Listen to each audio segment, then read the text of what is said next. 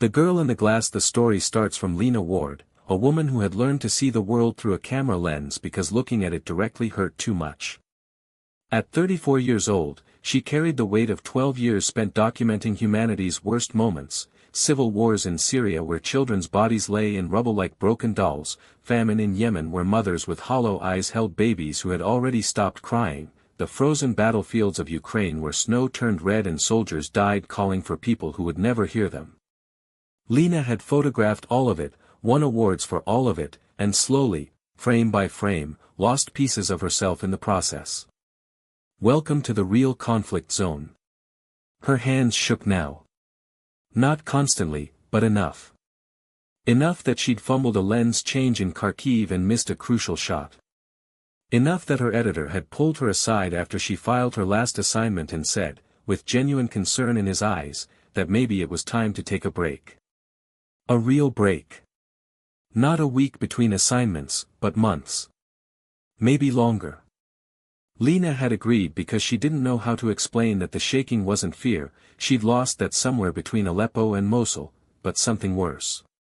It was her body rejecting what her mind kept feeding it, like an allergic reaction to reality itself. So she came home to Ashford, New York, a town where the most violent thing that happened was high school football and the occasional drunk driver. She came home to her mother's house on Maple Street, the same blue Victorian she'd grown up in, the same creaky porch where she'd learned to ride a bike, the same kitchen where her mother had taught her to make apple pie from scratch. Except her mother was dead now. Had been for 3 years. Heart attack, sudden and merciless, while Lena was 5,000 miles away taking pictures of bombed hospitals. She'd made it back for the funeral, stayed long enough to sign papers with the lawyer, then disappeared back into war zones where grief was so universal it didn't feel personal anymore. But now the house was hers, empty and waiting. Her mother's lawyer had been paying the utilities and property taxes from the estate, keeping everything frozen in time. When Lena unlocked the front door that first day back, everything was exactly as she remembered. Her mother's reading glasses on the kitchen counter, folded next to a coffee mug with lipstick stains still visible on the rim. A half-finished crossword puzzle on the coffee table, the pen dried out years ago. Family photos on the mantel showing a younger Lena with a genuine smile, before she'd learned what burning flesh smelled like or how heavy a camera bag felt after hiking 20 miles through a war zone. The first week back, Lena didn't do much except exist. She slept 12 hours a day and still woke up exhausted. She ordered takeout because cooking felt like too much effort. She unpacked her camera equipment carefully, reverently, cleaning each lens and body even though they were already immaculate. Photographers took care of their tools. It was instinct, like breathing. She avoided mirrors without really knowing why.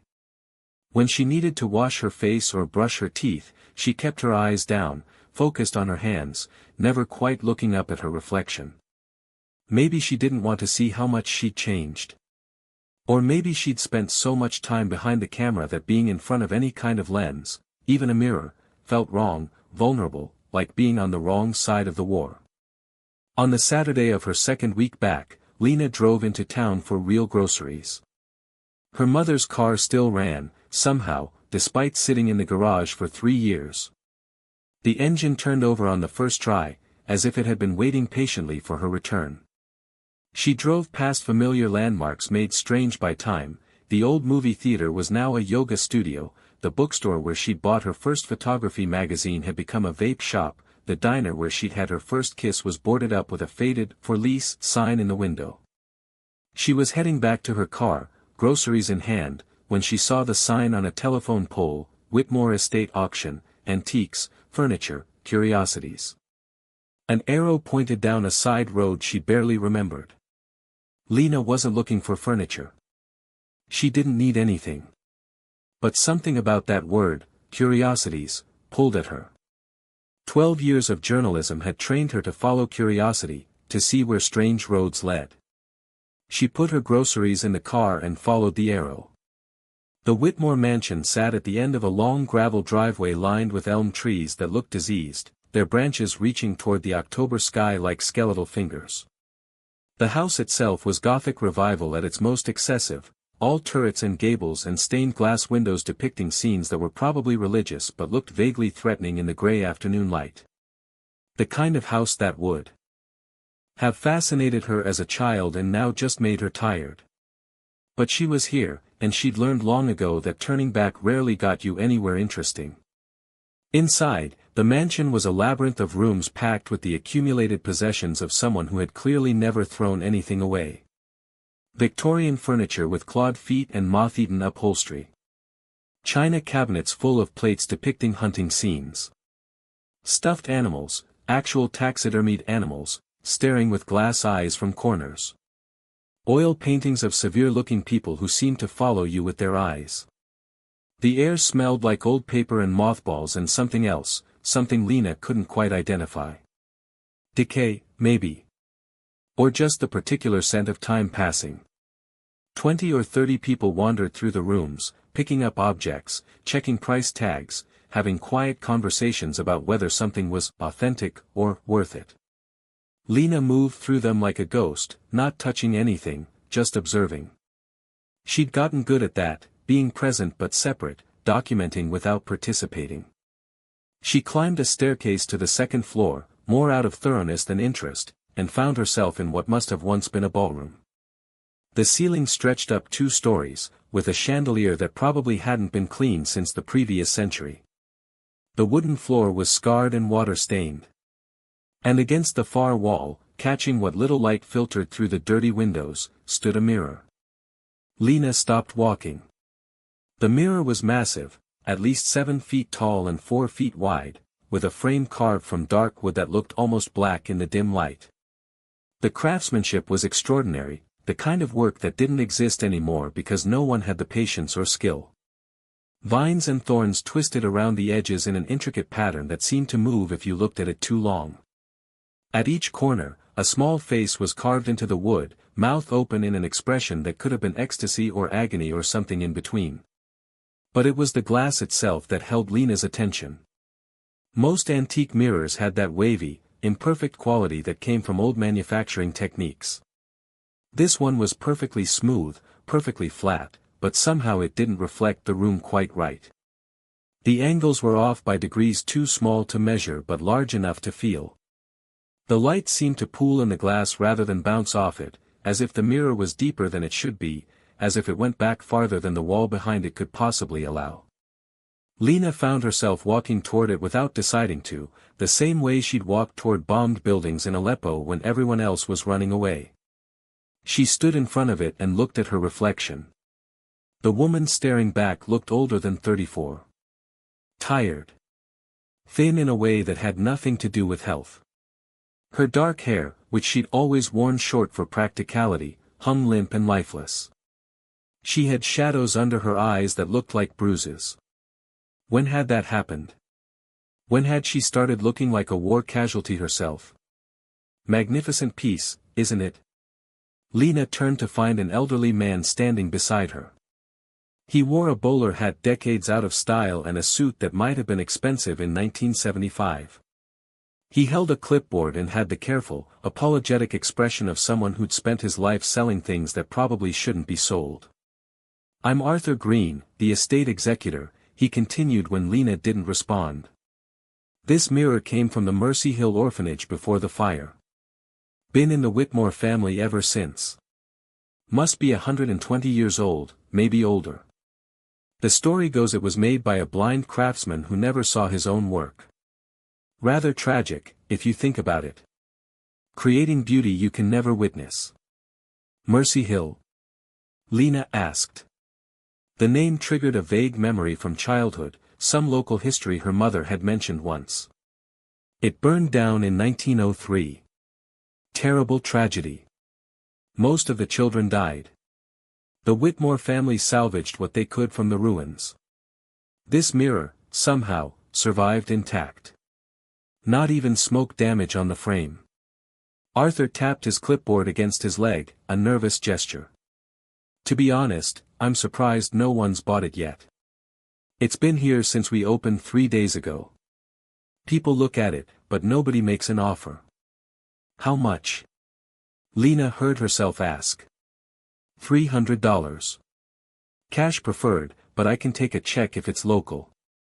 $300 for a piece of orphanage history, for craftsmanship that beautiful, for a mirror that made her reflection look like a stranger.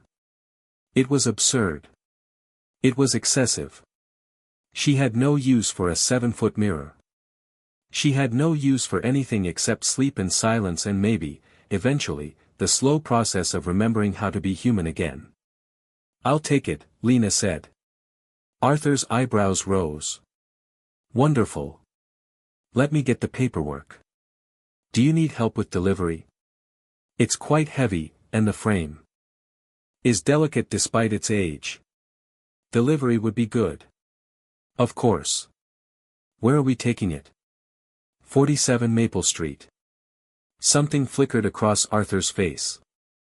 Surprise? Recognition? It was gone before Lena could identify it. I see. The old Ward house. I knew your mother, actually. Sarah Ward. Lovely woman. I was sorry to hear about her passing. Thank you, Lena said automatically, the response worn smooth from 3 years of condolences. I'll have it delivered this afternoon. The crew should be there around 3. Lena paid in cash, bills she'd withdrawn from an ATM in town, money she'd saved from her last few assignments. Arthur counted it carefully, wrote her a receipt, and walked away quickly, as if relieved to be done with the transaction. Lena stood alone with the mirror. In the glass, her reflection looked different than it had moments before. Younger, maybe. Or sadder. The light played tricks with the old glass, made her face seem to shift and change. She reached out and touched the surface. It was cold, far colder than the room's temperature should allow. And for just a moment, she could have sworn she felt something push back against her palm from inside the glass, as if the mirror was touching her in return. She pulled her hand away and left quickly, not looking back. The delivery men arrived at 3:30, 2 large guys in their 20s who looked like they did this for a living. They grunted and swore as they maneuvered the mirror up Lena's front steps, through the narrow doorway, and up the stairs to her bedroom.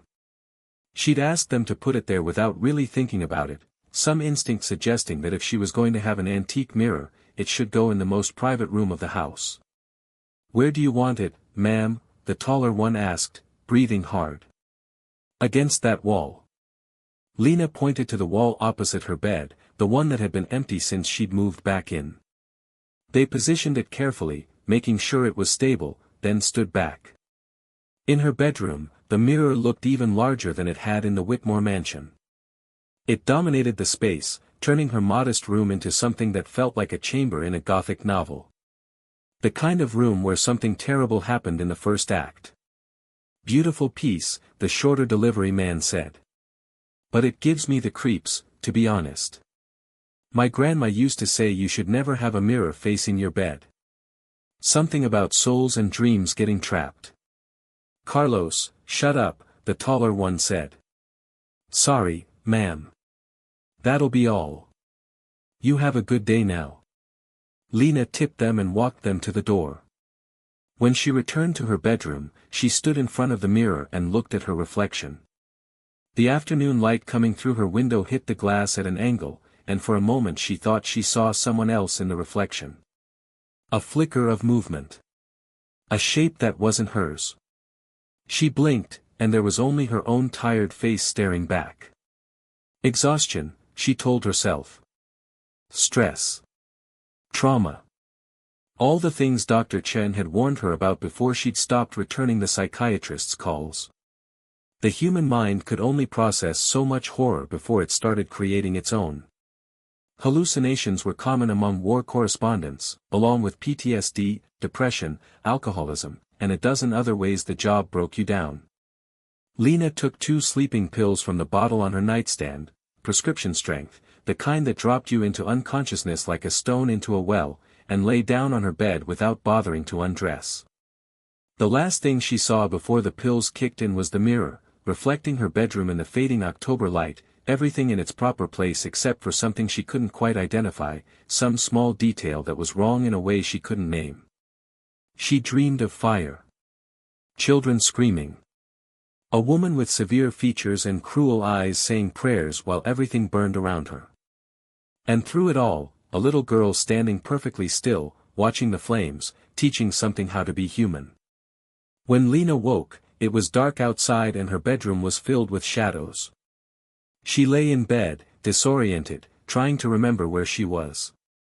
Not a hotel in Beirut. Not a bombed apartment in Kharkiv. Home. She was home. She sat up slowly, head fuzzy from the pills. The clock on her nightstand read 3:17 a.m. The worst hour, the hour when all the bad thoughts came creeping back. She'd learned to hate 3 a.m. more than she hated anything else, more than editors who cut her best work, more than politicians who started wars, more than the nightmares that had become her constant companions. In the darkness, the mirror was just a black rectangle against the wall. But as Lena's eyes adjusted, she saw her room reflected in it, lit by the streetlight outside her window. Her dresser. Her closet. Her window with its half-drawn curtains. And the curtains were moving. Not swaying, the way curtains moved in a breeze. Moving slowly, deliberately, as if someone was pulling them closed inch by inch. But her actual curtains hung perfectly still. Lena stared at the mirror. In the reflection, the curtains continued their slow journey, closing, closing, while the real curtains didn't move at all. She looked at the actual window. Still. She looked at the mirror. Moving. Her heart started to pound. This wasn't right. Reflections didn't work like that. They couldn't work like that. She turned on her bedside lamp, flooding the room with light. In the sudden brightness, the mirror showed only what it should, her room, exactly as it was, nothing moving, nothing wrong. Lena got out of bed and walked to the mirror on shaky legs. She examined the glass, looking for some trick, some explanation. Maybe it was curved in a way she hadn't noticed, creating an optical illusion. Maybe there was something wrong with her vision, some side effect of the sleeping pills. Maybe she was still dreaming and just didn't know it yet. She pressed her palm against the cold glass. It felt solid. Real. Normal. Behind her, in her actual room, nothing moved. In the mirror's reflection, she saw herself standing there, hand against the glass. And behind her reflection's shoulder, just for a fraction of a second, she saw someone else. A small figure. A child. Gone so quickly she couldn't be sure she'd seen it at all. Lena spun around. Her bedroom was empty. She looked back at the mirror. Only her reflection, alone, looking frightened.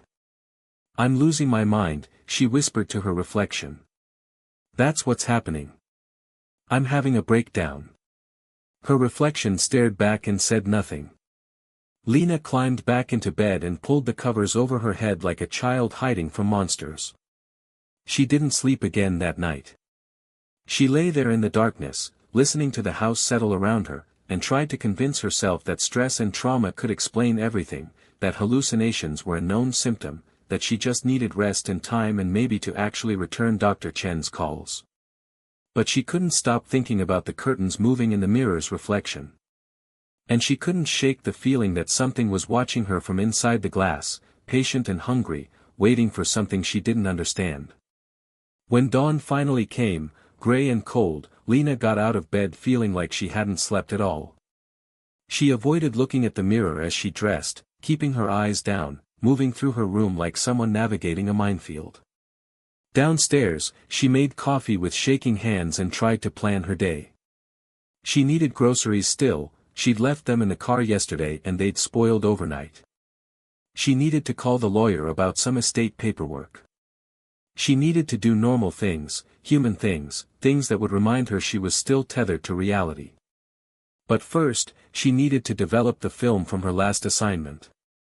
She'd been putting it off for weeks, afraid of what she'd see, afraid the images would drag her back to places she was trying to leave behind. But maybe that's what she needed, to confront it, to process it, to file those memories away properly so they'd stop bleeding into her present.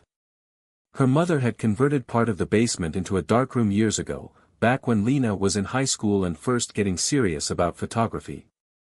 It had sat and used for over a decade, but when Lena checked it yesterday, everything was still there, the enlarger, the developing trays, the bottles of chemicals sealed and preserved. Her mother had kept it ready, as if she'd known Lena would eventually need it again. Lena gathered the dozen undeveloped film canisters she'd brought back from Ukraine, along with her developing equipment, and headed downstairs. The basement was cool and musty, but the darkroom itself was exactly as she remembered. She sealed the door, turned off the lights, and worked by feel in complete darkness, loading the film onto developing reels with practiced movements. The process was meditative, almost religious. In the darkness, with only the sound of chemicals sloshing and her own breathing, Lena could forget everything else. The mirror upstairs. The exhaustion that never quite went away. The memories of places where children stopped being children and became casualties instead. She developed 3 rolls before turning on the red safe light to examine them. The negatives emerged slowly from the chemical soup, images rising like ghosts. She hung them to dry and studied them with a critical eye she'd honed over 12 years of professional work. The first roll was landscapes, Ukrainian countryside scarred by tank treads, buildings reduced to geometric rubble, roads cratered and empty. Good compositions, technically perfect, emotionally devastating. The kind of work that won awards and changed nothing. The second roll was street scenes, civilians hurrying through ruined neighborhoods, old women selling vegetables beside bombed-out storefronts, children playing soccer with a ball that had lost most of its air. Moments of humanity persisting despite everything trying to crush it. The third roll was self-portraits. Lena had taken them her last day in the country, in her hotel room in Lviv before catching her flight home. She'd needed to remember what her own face looked like, who she was without the armor of her press credentials and cameras. She'd set up her Leica on a tripod, positioned herself in front of the hotel room's mirror, and taken a series of shots with the self-timer. Now, hanging in her darkroom under the red light, those negatives showed something impossible. In the first frame, behind her left shoulder, barely visible but undeniably there, stood a little girl. Lena grabbed her magnifying glass with trembling hands and examined the negative closely. The girl couldn't have been more than 10 or 11. She wore something dark, a dress, maybe, old-fashioned, with a high collar. Her hair hung long and straight. Her face was pale, luminous even in the negative's reversed tones. And her eyes, even through the grain of the film, even in the strange reversed world of a negative, stared directly at the camera with an intensity that made Lena's breath catch. She forced herself to look at the next negative. The girl was there too, closer now.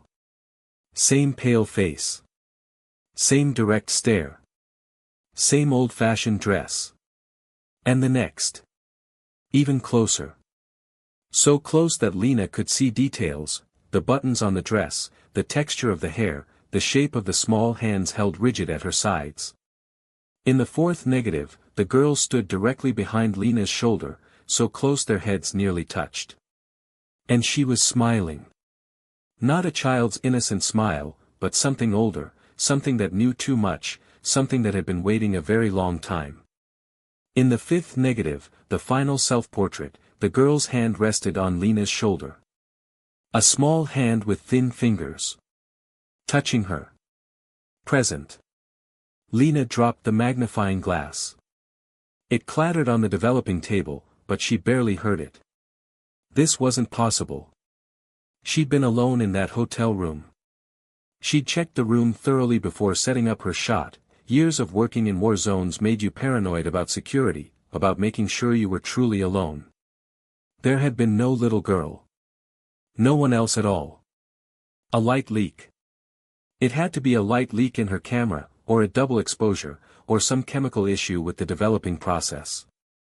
Film photography was tricky, especially with old cameras. Things went wrong. Images bled into other images. The human eye could find faces in random patterns, pareidolia, it was called. She was seeing something that looked like a girl but was really just a coincidence of light and shadow and chemistry. But even as she thought it, Lena knew it was wrong. She'd been developing film for 20 years. She knew light leaks, knew double exposures, knew every way film could fail. This wasn't that. The girl was too consistent, too detailed, too purposeful in her positioning. She was too real. Lena forced herself to study the negatives again, looking for any other explanation. But there was nothing. Just her own image, taken from a self-portrait setup, and the girl who shouldn't be there, getting closer frame by frame, until that final image where she was touching Lena, her hand on Lena's shoulder, claiming something. The darkroom suddenly felt too small, too close, like a coffin. Lena tore the door open and stumbled into the main basement, gasping for air that felt thicker than it should. She climbed the stairs 2 at a time and burst into her kitchen, where morning light streamed through the windows and everything looked normal and safe and explicable. But when she passed the hallway mirror, the small decorative one that had hung there for as long as she could remember, she saw the girl. Standing behind her left shoulder. Same pale face. Same dark eyes. Same smile.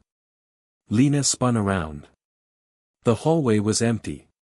She looked back at the mirror. The girl remained, perfectly still, watching her with eyes that held too much knowledge, too much patience. "You're not real," Lena said to the empty hallway. "I'm hallucinating. Stress. Trauma. PTSD. You're not real." In the mirror, the girl's smile widened.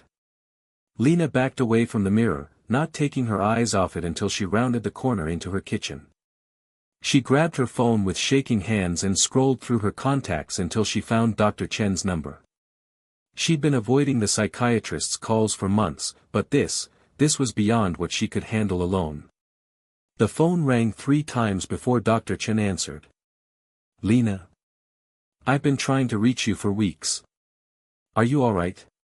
"No," Lena said. Her voice shook. "I'm seeing things. A little girl.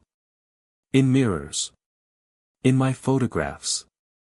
She's everywhere and she's not real, but she's there and I don't know what's happening to me." There was a pause.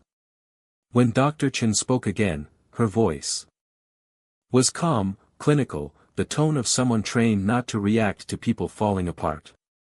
"Where are you right now?" "Home. My mother's house." "Are you alone?" "Yes." "I mean," Lena laughed, the sound bordering on hysteria. "I don't know. I think I am, but I keep seeing her and I don't know if she's real or if I'm losing my mind." "Lena, listen to me carefully. Have you been taking any substances? Alcohol? Prescription medications? Anything? Sleeping pills? The ones you prescribed?" "That's all." "How many?" "2 last night. The normal dose." "Okay. And have you been sleeping? Eating regular meals?" "Not really. I don't know. It's hard to keep track. I need you to come in today. Can you do that? Can you drive yourself to my office, or should I send someone?" "I can drive," Lena said. "But Dr. Chen, it's not just hallucinations. I have photographs. Film negatives. She's in them. I can show you." Another pause. "Bring them with you. I want to see. Can you be here by 11? "Yes." "Good. Lena, until then, I need you to do something for me. I need you to cover the mirrors in your house. Use sheets, towels, whatever you have. Can you do that?" "Why?"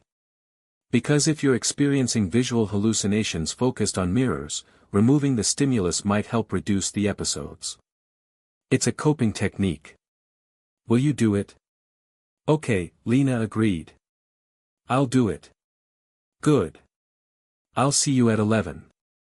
If things get worse before then, if you feel unsafe or the hallucinations become threatening, go to the emergency room. Do you understand?" "I understand." They hung up. Lena stood in her kitchen, phone clutched in her hand, trying to breathe normally. Cover the mirrors. That was simple enough. She could do that. She started with the hallway mirror, draping a beach towel over it and using thumbtacks to hold it in place. The bathroom mirror got a bedsheet. The decorative mirror in the dining room, the one that had belonged to her grandmother, got covered with a tablecloth. She went through the house systematically, covering every reflective surface she could find, until only one mirror remained. The one in her bedroom. Lena stood outside her bedroom door, gathering courage. It was just a mirror. An antique, yes, with a disturbing history, yes, but still just glass and wood and reflected light. It couldn't hurt her. It couldn't do anything except show her reflection back to her. She opened the door. The mirror dominated the room, 7 feet of dark glass catching the morning light. Lena approached it slowly, a sheet bunched in her hands. Her reflection moved with her, matching her steps. She looked terrible, pale and frightened, hair uncombed, wearing yesterday's clothes. And behind her reflection, in the mirror's depth, the girl stood waiting. Not behind Lena's shoulder this time. Standing farther back, in the corner of the reflected room where her mother's old rocking chair used to sit. The girl was clearer now than she'd been in the photographs, more solid. Her dress was definitely Victorian, high-necked, dark navy or black, with small buttons running from throat to waist. Her hair was black as ink, hanging straight to her waist. And her face, God, her face was beautiful in a way that made Lena think of porcelain dolls, too perfect, too symmetrical, like something carved rather than born. The girl raised one hand and pointed. Not at Lena, but at something beside her. Lena followed the gesture, turning slowly. The girl was pointing at Lena's dresser. At her camera, the Leica M6 that had survived a dozen war zones, that had captured death and life and everything between. When Lena looked back at the mirror, the girl nodded. Moving like someone in a dream, Lena picked up the camera. It felt heavier than usual, or maybe her arms were just weak. She saw that the frame counter had advanced. Someone had taken a picture. But she'd been asleep all night, unconscious from the sleeping pills, dead to the world. With trembling hands, she rewound the film and removed the canister. She needed to develop it. She needed to see what had been photographed while she slept. But first, she covered the mirror. She threw the sheet over it and tucked the edges, making sure no glass showed through. Then she dragged her desk chair in front of it for good measure. The covered mirror looked like a shrouded corpse, but at least she couldn't see the girl anymore. Back in the darkroom, Lena developed the film as quickly as her shaking hands allowed. She hung the negatives to dry, then examined them under the red light with her magnifying glass. Most of the frames were blank, unexposed film. But one frame, the last one on the roll, showed an image. Her bedroom. Taken from where the mirror stood, looking out at her bed. And in the bed, barely visible under the sheets, was Lena herself, sleeping. The photograph had been taken from inside the mirror, looking out at the real world. And at the bottom of the frame, printed in the emulsion as clearly as if someone had written it. With light itself, were 2 words, "Help me." Lena's legs gave out. She sat down hard on the floor, her back against the wall, staring at the impossible negative. The basement's concrete felt cold through her clothes, grounding her, keeping her from floating away into panic or madness or whatever was happening to her sanity. Help me. The girl in the mirror wanted help. But help with what? And how could something that wasn't real, something that was just hallucination or psychosis or trauma-induced breakdown, ask for anything? Unless it was real. Unless Lena wasn't hallucinating at all. Unless the girl in the glass was actually there, trapped somehow, reaching out in the only way she could.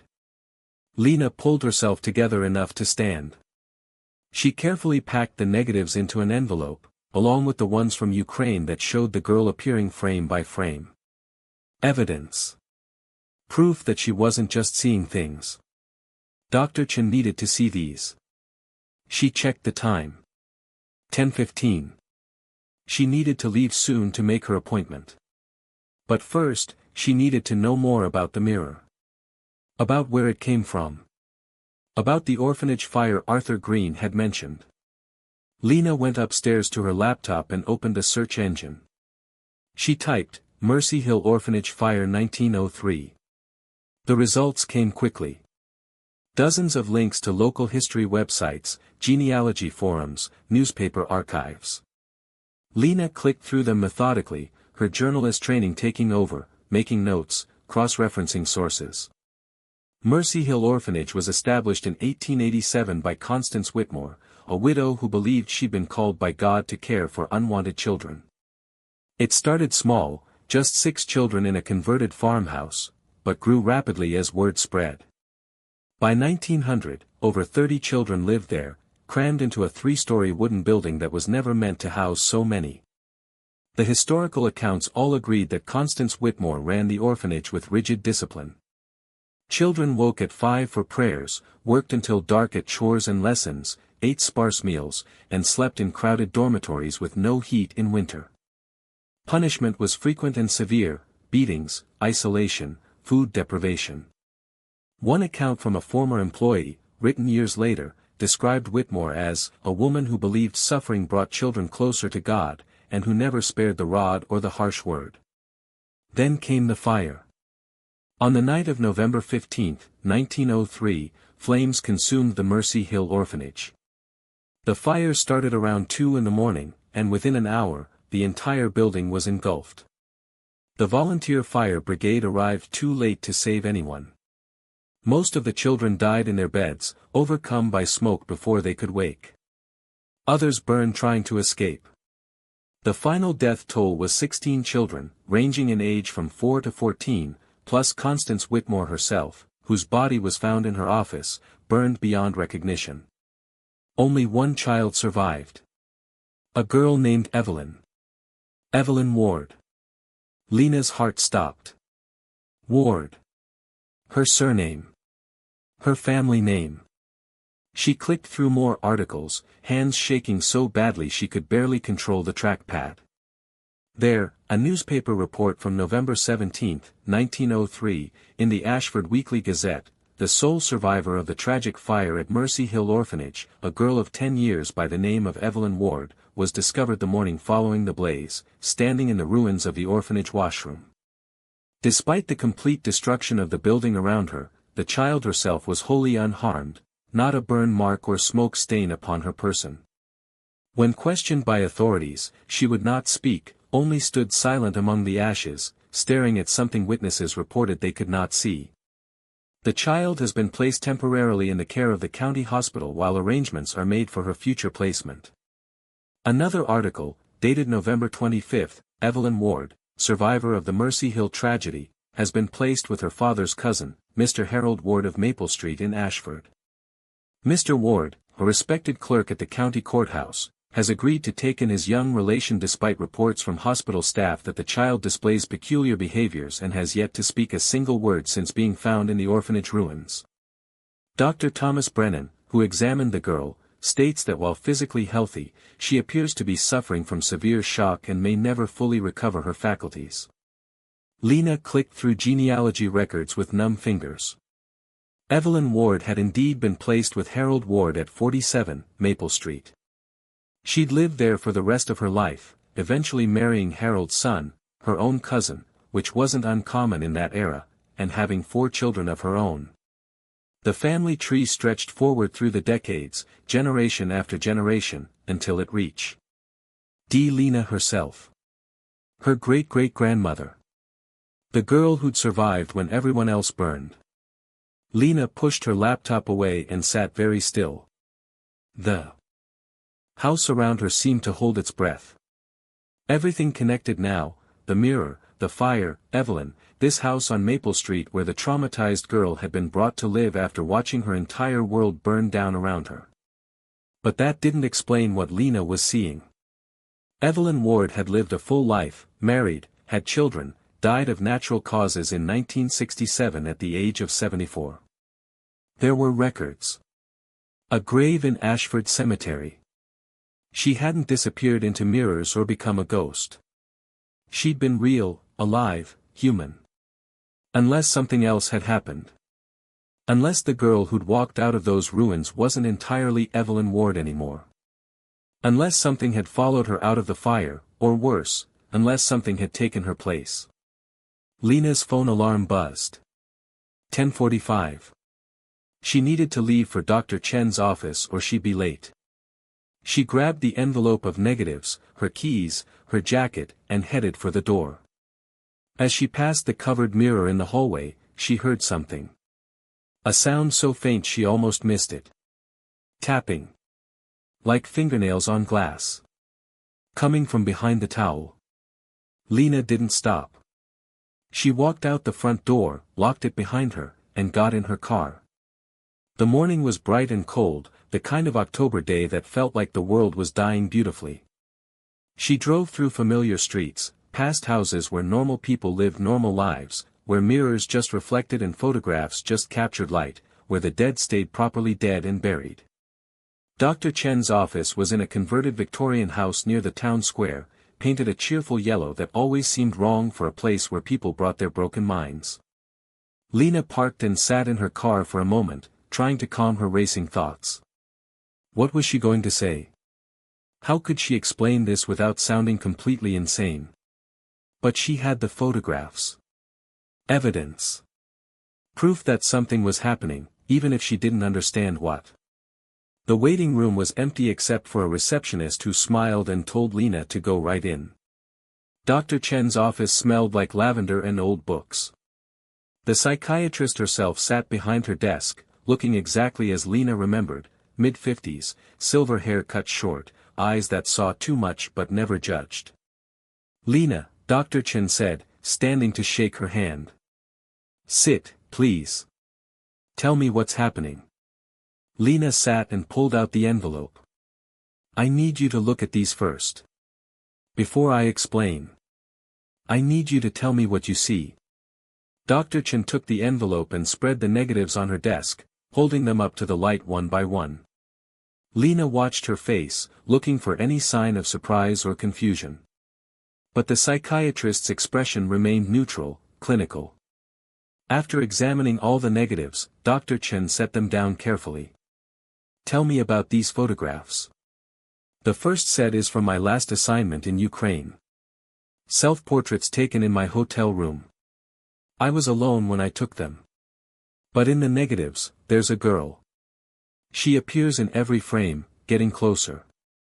In the last one, she's touching me. Lena's voice shook. The second set is from last night. Someone took a picture while I was sleeping. From inside the mirror, looking out. And there's a message. Help me, Dr. Chen read. And you believe this girl is, what? A ghost?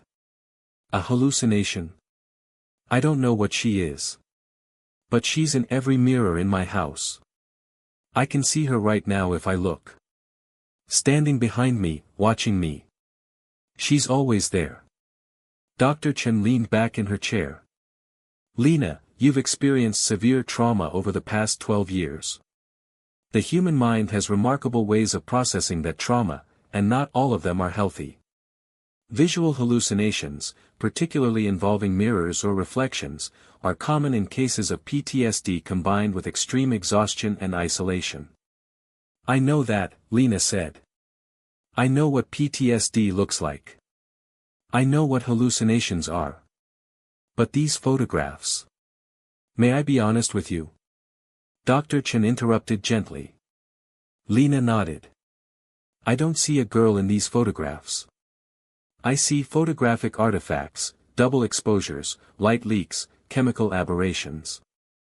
The image you're interpreting as a message could be scratches on the negative or contamination in the developing process. She paused. But more importantly, it doesn't matter whether I see her or not. What matters is that you see her, and that she's frightening you. You're saying she's not real. I'm saying your mind is showing you something that represents your internal state. The girl, the message asking for help, Lena, that's you. Some part of you that's been trapped and screaming for help for years, and now that you've finally stopped moving, stopped running from one disaster to the next, it's demanding to be heard. Lena wanted to argue. But part of her knew Dr. Chen was right. Of course the mind could create these things. Of course trauma could manifest in bizarre ways. She'd seen it happen to other journalists. Other photographers, people who'd looked at horror for too long and had their brains rewire themselves trying to cope. I want to admit you for observation, Dr. Chen said quietly. Just for a few days. You're clearly in crisis, and you're alone in that house with no support system. The hospital has a private psychiatric unit. It's comfortable, quiet. You'd have time to rest, to let us adjust your medications, to start processing everything properly. You want to lock me up. I want to keep you safe. There's a difference. Lena looked down at the negative spread across the desk. In the overhead light, she could see what Dr. Chen saw, random patterns, tricks of chemistry and light, nothing that definitively looked like a little girl. Maybe she really was losing her mind. Maybe the girl was just her own trauma wearing a Victorian dress, asking to be acknowledged, to be saved. I'll think about it, Lena said. Don't think too long. If the hallucinations get worse, if they become threatening or tell you to hurt yourself, I need you to go straight to the emergency room. Promise me. I promise.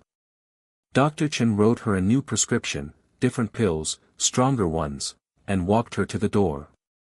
Lena, you've spent 12 years taking care of everyone else's stories. It's time to take care of your own. Whatever that girl represents, she's right. You need help. Don't be too proud to accept it. Lena drove home in a daze. The pills rattled in their bottle on the passenger seat.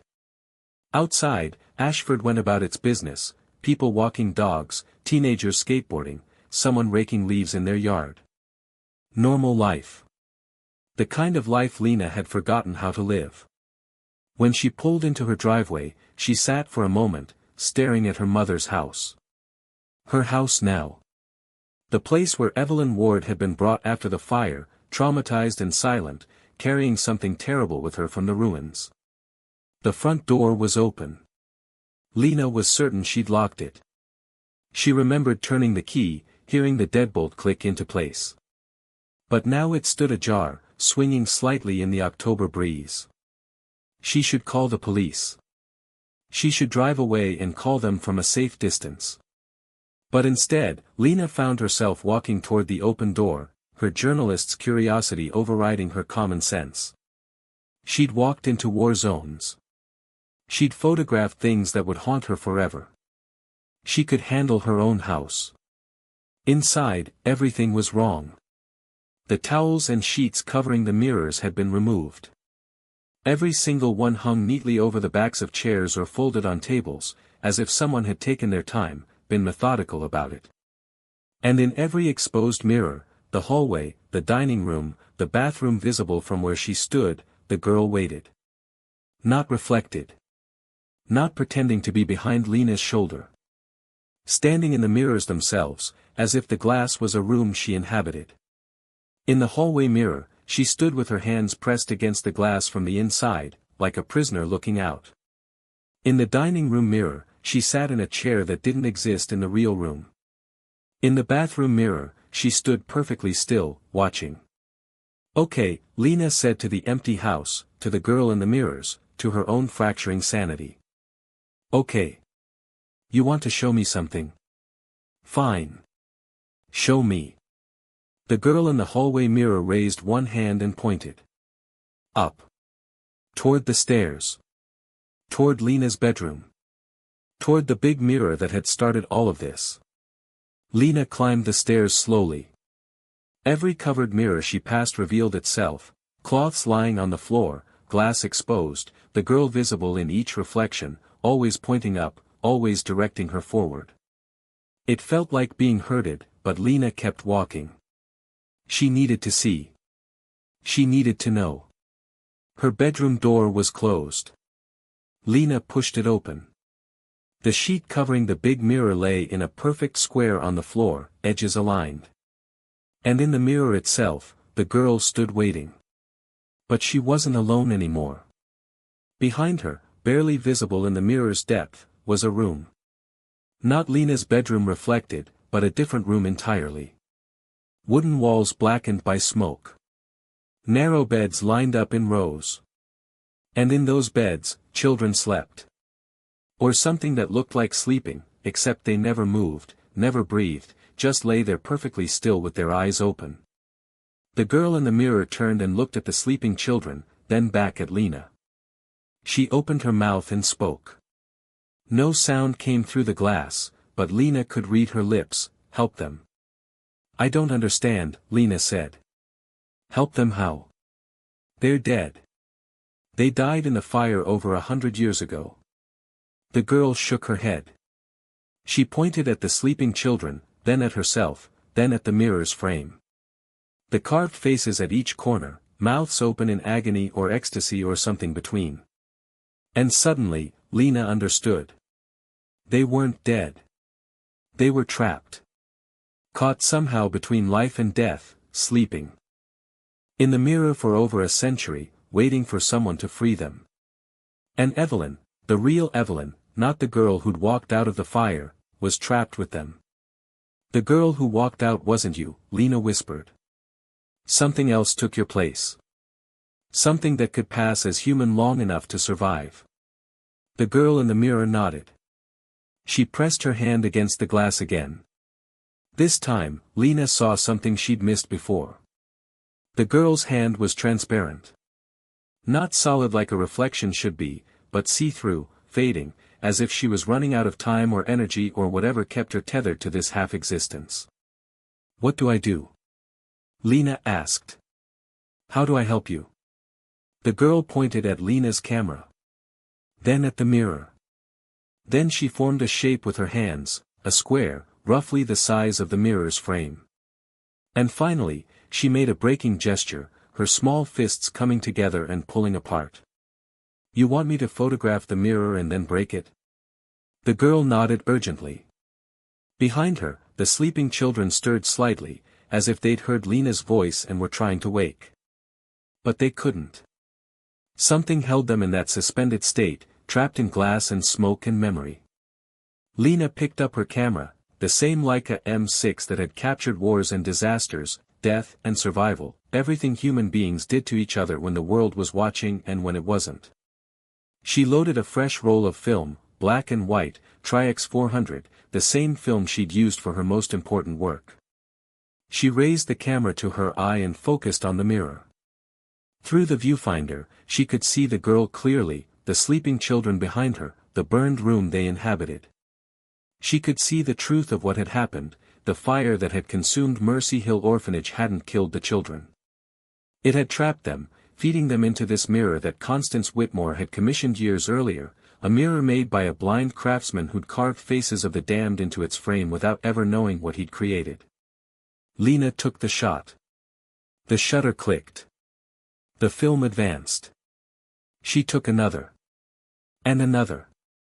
She documented the impossible, children sleeping in glass, a girl who'd been 10 years old for over a century, a room that existed only in reflection. When the roll was finished, Lena lowered her camera. The girl in the mirror looked at her with desperate hope. Behind her, the children were moving more now, fingers twitching, heads turning slightly. They were trying to wake up. They just needed someone to break the glass that held them. Lena looked around her room for something heavy. Her eyes fell on her mother's old cast-iron bookends, shaped like horses, sitting on a shelf collecting dust. She picked up one of them. It was heavier than she expected, solid and real in a way the mirror and the girl and the sleeping children weren't. When I break it, Lena said, what happens to you? The girl in the mirror smiled. It was the first real expression Lena had seen on her face, not the knowing smile of something ancient wearing a child's shape, but genuine relief. The smile of someone who'd been waiting a very long time to go home. She mouthed 2 words, thank you. Lena raised the bookend. She could feel her hands shaking, but not from fear this time. From something else. Purpose, maybe. Or just the simple satisfaction of finally understanding what needed to be done. She swung. The bookend connected with the mirror's surface.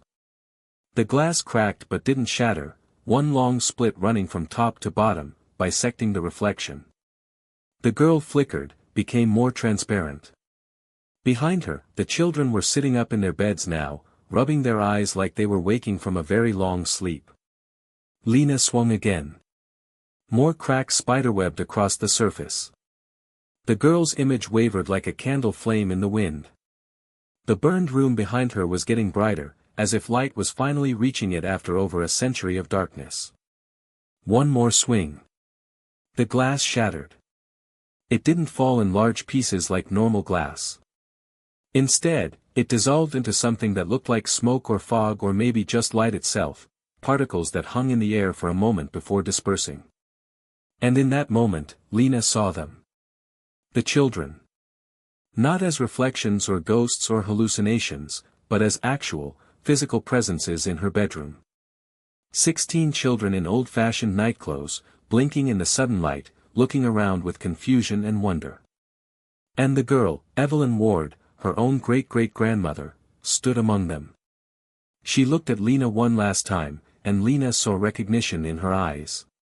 Understanding that somehow, impossibly, family had found family across the impossible distance of more than a century. That blood called to blood even when separated by time and death and mirrors that shouldn't exist. Evelyn raised her hand in a small wave. Then she turned to the other children and took the hands of the two nearest her. They all joined hands, forming a circle, and then they were gone. Not disappearing exactly, more like they'd finally found the door that had been hidden from them for so long, and they'd walked through it together, helping each other home. Lena stood in her bedroom surrounded by broken glass that was already fading, becoming dust, becoming nothing. The mirror's frame remained intact, empty now, just carved wood with faces at the corners that no longer looked anguished. They looked peaceful. She sat down on her bed, suddenly exhausted. The bookend fell from her numb fingers. Outside, the afternoon sun was starting to slant toward evening. The house felt different, lighter somehow, as if a weight had been lifted that Lena hadn't even known was there. Her phone rang. Dr. Chen. Lena. I've been thinking about our conversation.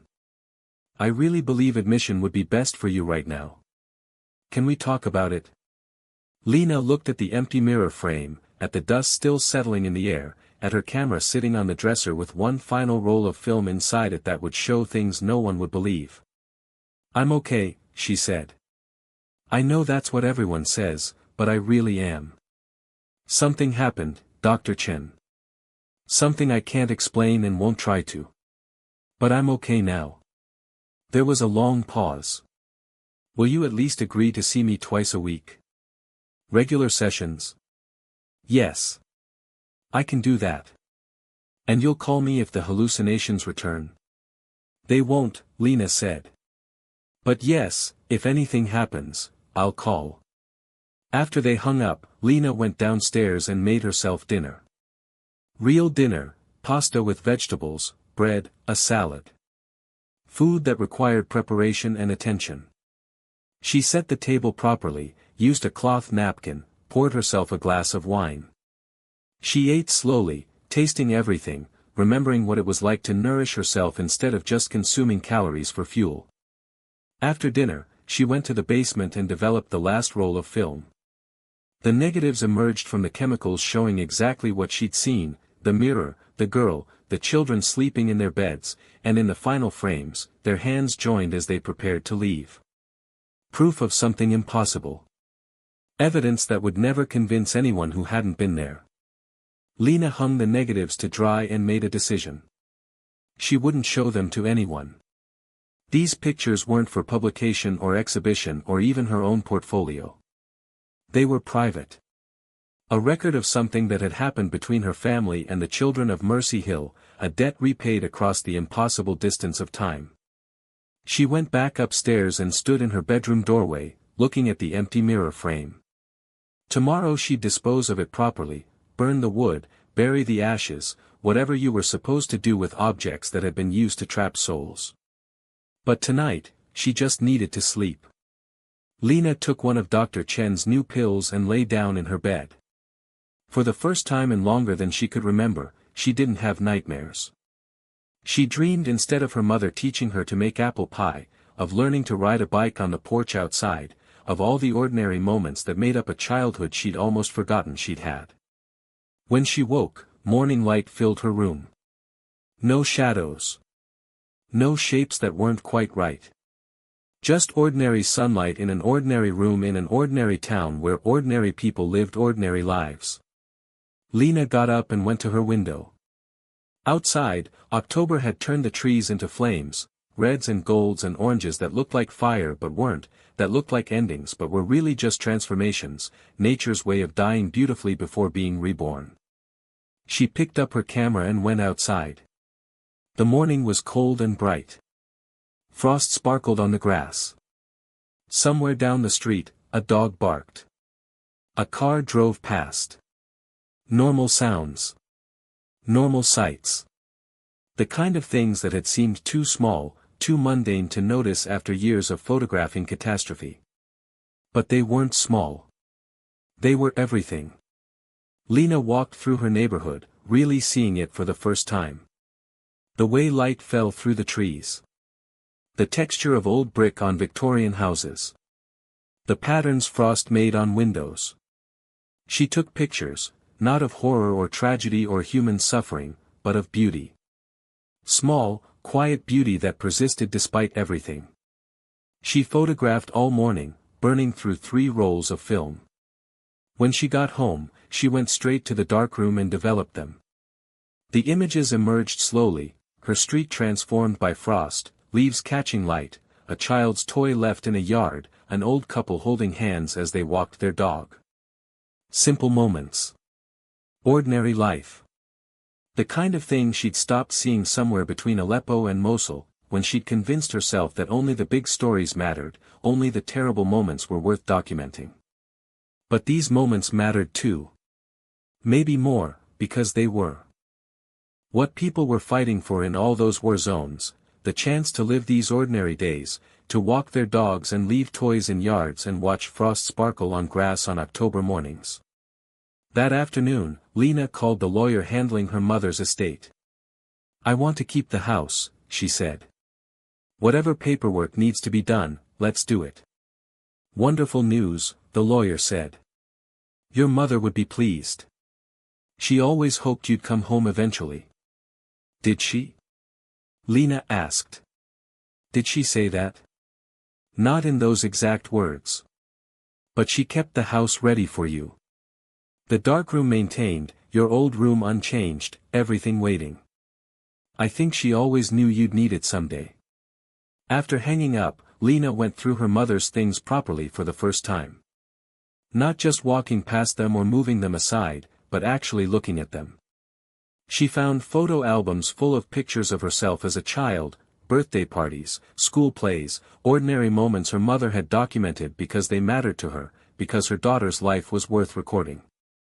She found letters her mother had written but never sent, tucked in a desk drawer. Letters addressed to Lena at various war zones, full of news about Ashford and questions about Lena's life and expressions of worry and love. Her mother had written them knowing Lena might never read them, but she'd written them anyway, creating a record of longing and hope and maternal love that had nowhere to go except onto paper. Lena cried for the first time since coming home. Not the frozen, silent tears she'd cried in hotel rooms after particularly bad days, but real sobs that shook her whole body. She cried for her mother, for the lost years, for the girl in the mirror and the children who'd been trapped for over a century. She cried for every terrible thing she'd seen and every beautiful thing she'd stopped seeing. She cried until she was empty, and then she felt something she hadn't felt in 12 years. Clean. That evening, Lena sat at her kitchen table with her laptop and started writing. Not an article for a magazine or newspaper, but something personal.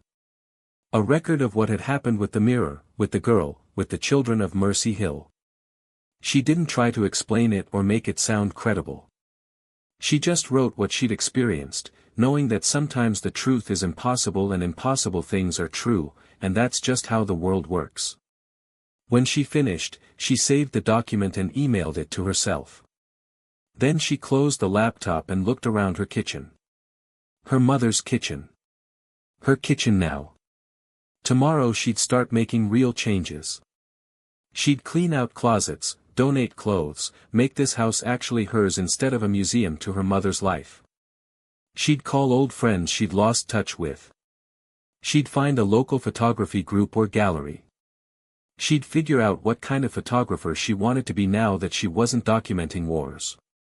But tonight, she just sat in a quiet kitchen and felt grateful to be alive, to be home, to have broken the mirror and freed the children and maybe, in the process, freed herself from something she hadn't even known was trapping her. The house settled around her with the comfortable sounds of old wood and old walls, sounds that felt like safety instead of isolation.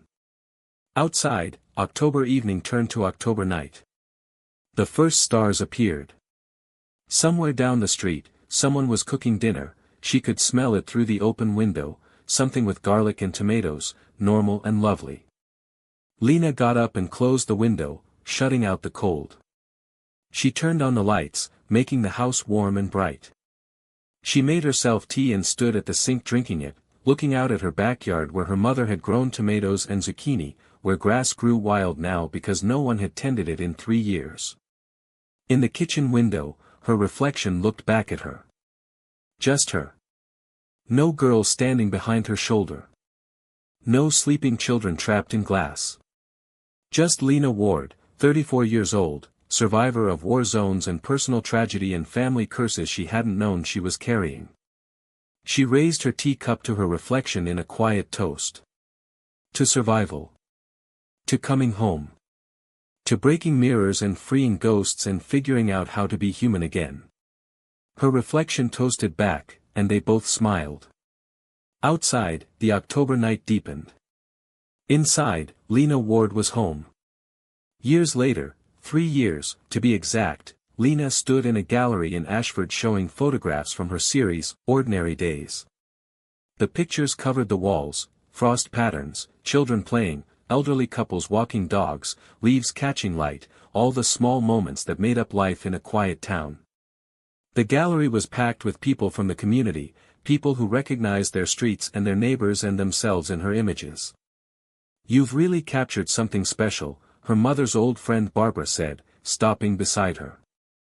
"Mysteries, or something else entirely. Your suggestions help us create the content you love. Take care, and until next time, remember, sometimes the scariest stories are the ones that feel just real enough to be true." Goodbye for now.